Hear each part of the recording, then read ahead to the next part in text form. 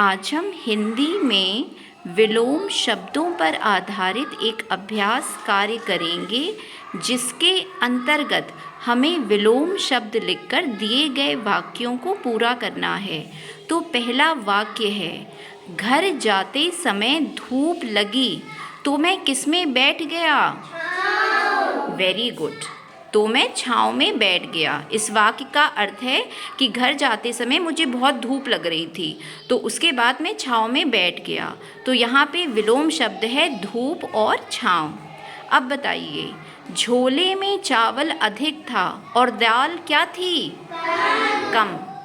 तो यहाँ पर विलोम शब्द है अधिक और कम। ठीक है, जो झोला था उसमें चावल बहुत ज़्यादा था, लेकिन जो दाल थी वो कम थी, यानी कि थोड़ी सी थी।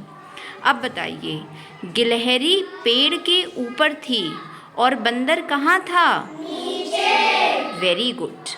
तो इस वाक्य में जो विलोम शब्द हैं वो हैं ऊपर और नीचे। जो गिलहरी थी वो पेड़ के ऊपर थी और जो बंदर था वो पेड़ के नीचे था। इसी तरह से देखिए, आप कोई और वाक्य भी बना सकते हो, जैसे कि बंदर ऊपर था, खरगोश नीचे था, या तोता पेड़ के ऊपर था। ठीक है, गिलहरी नीचे थी। तो ऐसे आप किसी भी प्रकार का वाक्य बना सकते हो विलोम शब्दों का प्रयोग करके। अब बताइए, नारियल कठोर था लेकिन संतरा कैसा था? मुलायम। वेरी गुड, मुलायम। कठोर मतलब सख्त। अगर आपने नारियल देखा हो तो नारियल ऊपर से कठोर होता है बहुत ज़्यादा, लेकिन जो संतरा होता है वो बहुत ज़्यादा मुलायम होता है। तो यहाँ पे जो विलोम शब्द हैं वो हैं कठोर और मुलायम। अब बताइए, राकेश दूर था और राम कहाँ था? पास। Very good. तो यहाँ पे विलोम शब्द है दूर और पास। जो राकेश था वो दूर था और जो दूसरा था लड़का वो पास में था, यानी कि जो राम था वो पास में था। अब बताइए, चाय गरम थी और पानी कैसा था? ठंडा। ठंडा। ठीक है, चाय गरम थी और पानी ठंडा था। इसी तरह से आप कुछ और भी वाक्य बना सकते हो, जैसे कॉफ़ी गरम थी और शरबत ठंडा था। ठीक है। अब बताइए, मोहन मोटा है और सुरेश कैसा है? पतला। मोहन जो लड़का है वो मोटा है और जो सुरेश लड़का है वो पतला है। तो यहाँ पे जो विलोम शब्द हैं वो है मोटा और पतला।